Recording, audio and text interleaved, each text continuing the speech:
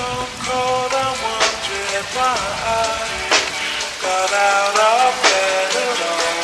The morning rain clouds up my window, and I can't see it all. Even if I could, it'll all be great. Put your picture on my wall. It reminds me that it's not so bad. It's not so bad. My tea's gone cold, I'm wondering why I got out of bed.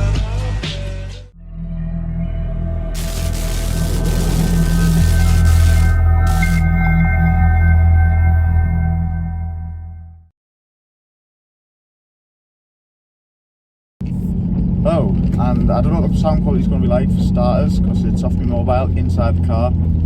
Fingers crossed you can hear us as I'm driving. But I thought we'd do a small little video just to sort of introduce what we're doing next. We will be turboing the 370Z.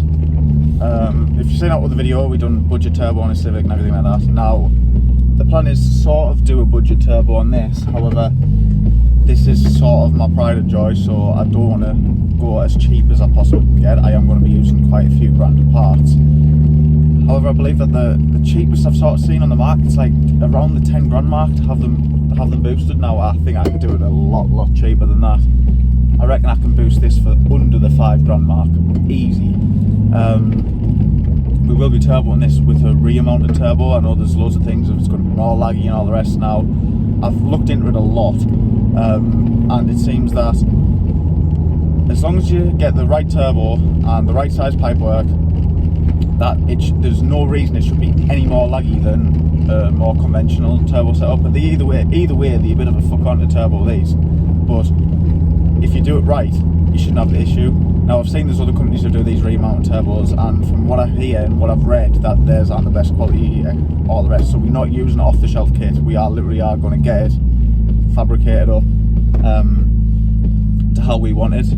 We toyed with the idea between twin turbo and single turbo, but from what I can gather, the twin turbo on a remount kit doesn't really make it any better than a single turbo. There's no difference in lag, there's no difference in power, so it makes more sense just to keep it single and keep it simple.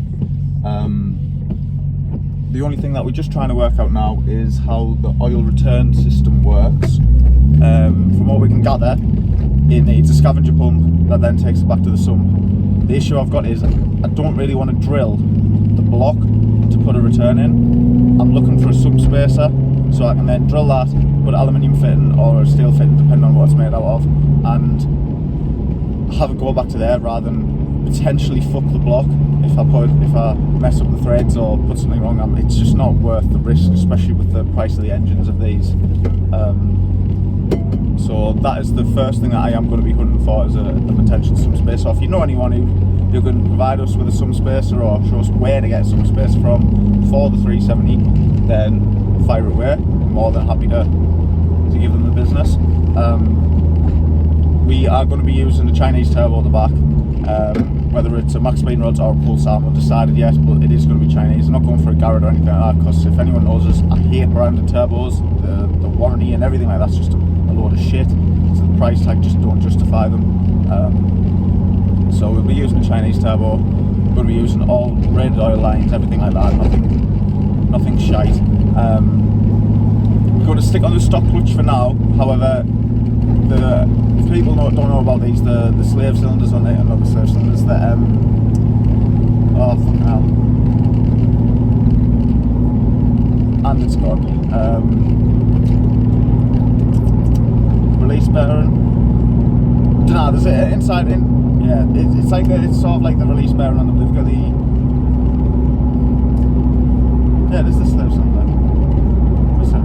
Yeah, the slave cylinder. What a dick. Basically the slave cylinder on them is inside the box, and I've got what's called a C-mat, which is basically it takes that from being inside the box to outside the box, so you don't have to change when that fails. You don't have to change the full clutch and everything like that. It sort of just moves on the outside of the box. I'll show it in the video. I'll put a video of it. So the only reason I'm not changing to a different clutch yet is because when I come to fit that, I'll do the clutch and the flywheel at the same time, which makes more sense. But yeah, that's basically why we're not doing that. We're not going for a return system either with the fueling. We're going to put a bigger fuel pump in, but not go for a return system, only because the margin of error on a return system is quite a bit, and I'm not really willing to piss about with that yet.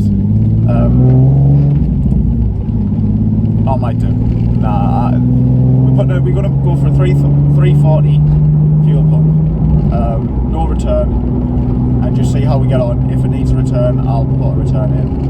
If it doesn't, then happy days. Going for about 400 wheel horsepower to 450 wheel horsepower. Yeah, just basically going to see how it's like. We're going to go for 600cc injectors. Might not be enough, but if we need more, I'll get bigger ones and put bigger ones in. It will be Bosch injectors. We're not going for like any GER ones or anything like that. We've already got the intercooler. It is basically it's got a single entrance with twin exits, so that'll go to either intake. The plan is we've already got long intakes on it, so the cold air intakes and the still in 3-inch ones. So what we're going to do is just cut the ends of the 3-inch intakes off and then weld them to the intercooler, or put a silicon hose to the front end of the intercooler, and that should give us like the perfect mounting place for the intercooler and for how it sits, and it makes it look under the bonnet completely standard. And with it being a remount turbo, you can't even see the turbo from the back. So to anyone looking at the car, obviously other than how the car already looks, it doesn't look like it's boosted. So I can't say it's a sleeper because they already look like they're meant to be fast. But what it'll do is it'll be like if I get pulled over or something like that, there's no one can go, oh, pop the bonnet and you'll see a big massive fucking turbo where you won't, because you just won't see it. People have also said like what happens when it rains and stuff like that. Now we're going to make the filter in like almost like a box enclosed, but then also put a hydro shield over it. Yeah, it probably isn't the best for airflow and that, but it keeps the filter safe and stops us from sucking any shit up into it. And to be honest, it shouldn't be any different to what it's like under the bonnet. So fingers crossed that works really well. But this is a full experiment for me. I've never done a remote turbo. I've never boosted a 370Z. We're going to probably be using a lot of there'll be loads of different things that we could do better, or we will explain that you can do better, so you can, if you ever want to do it yourself, then it'll be available. Then if it works out good and it drives fine, that it lasts over a period of time, then we'll happily offer the kits to the public. Probably as us fitting it, not as a kit for us to list on the website, because I'll be honest, there's nothing worse than listing a kit, having it fitted incorrectly, then people saying, oh, it's your fault, it's the kit's fault, blah blah, all the rest. So it's probably better for myself and Tina to fit.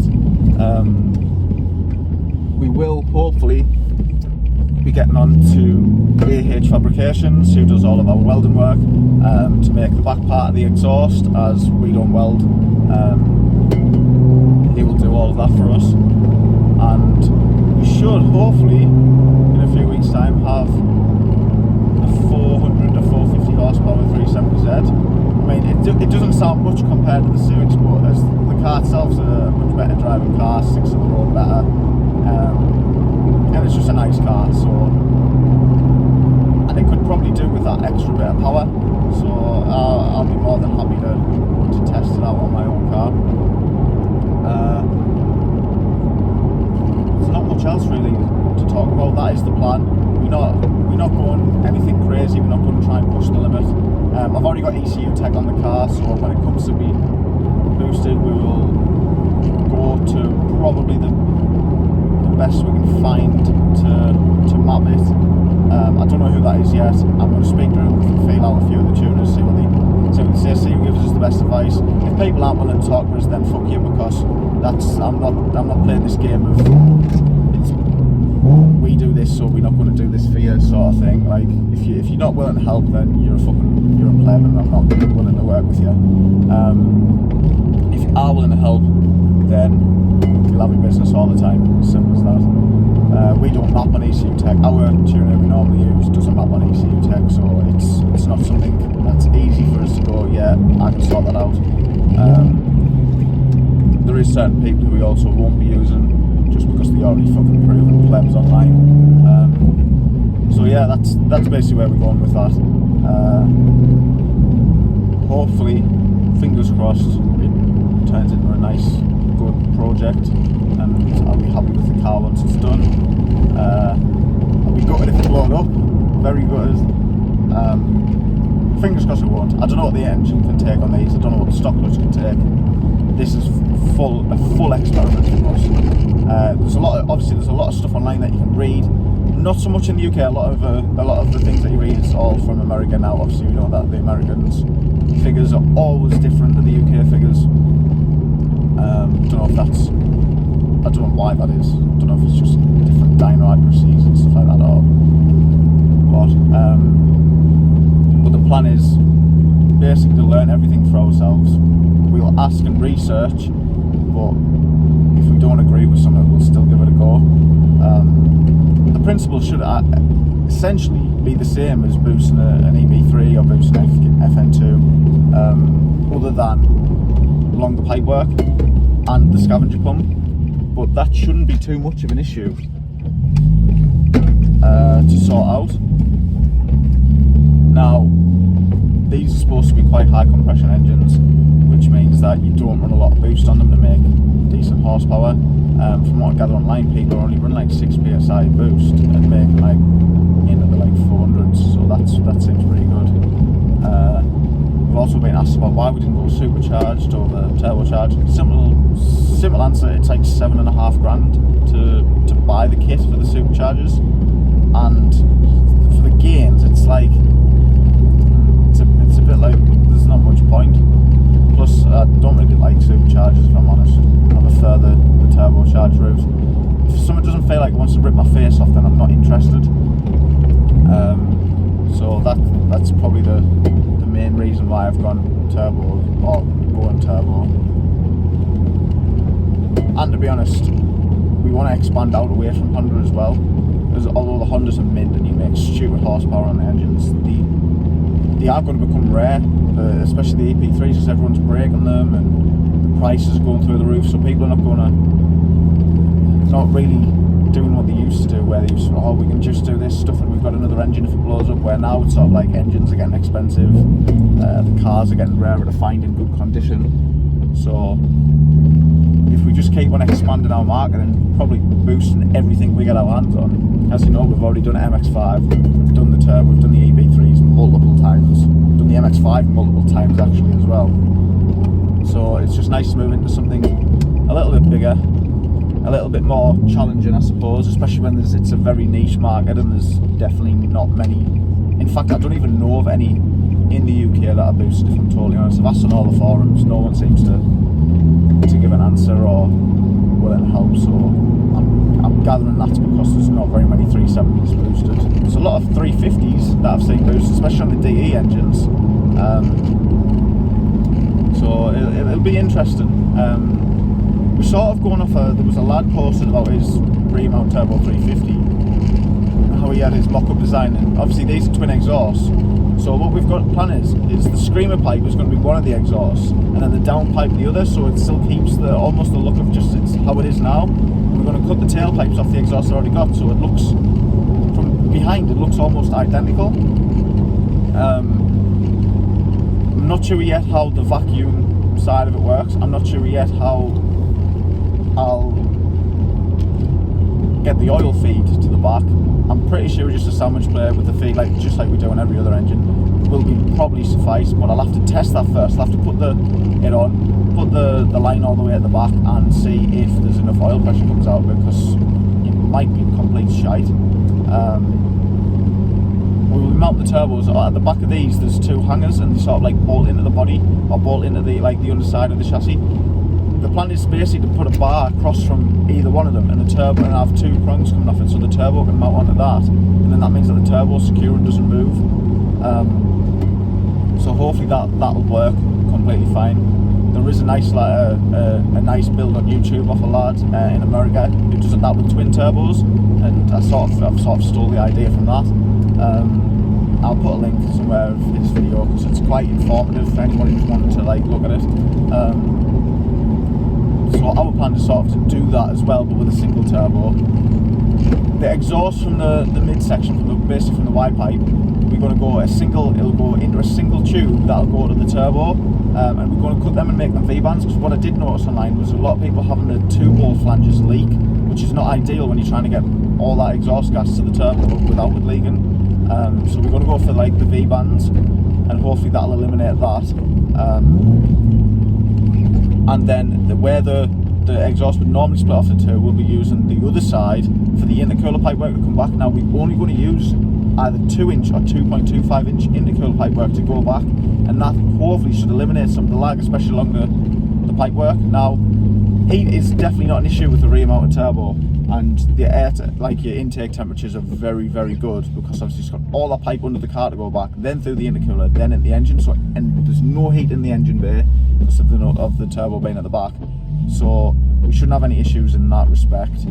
Like I say, the only thing I'm worried about is lag. Now, like I say, I don't think that is going to be an issue from what I've seen and read online.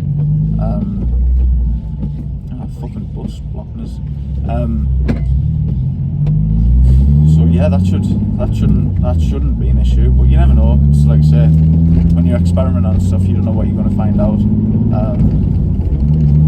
I think the hardest challenge for us is definitely going to be the oil return, and how to figure out how that works, and how to make sure it doesn't just shit the turbos all the time. From what it seems like it works pretty well when other people's done it, so I'm hoping it isn't as much of an issue as what I'm worrying about. We've got, like I say, we've got most of the parts. We've got the turbo, we've got the intercooler, we've got the pipework. The lines are not an issue, we just make them up in-house. So it's really just buying the scavenger pump now, and basically like the vacuum side of things to figure out how that works. We're probably going to be using a pulsar wastegate. If not, then Turbo Smart. It all just depends on what I've got in stock at the time. And we'll see what sort of power we make. Hopefully, like I said, hopefully it's like between 400 and 450. If not, I'll be quite disappointed, because it's already running like 340.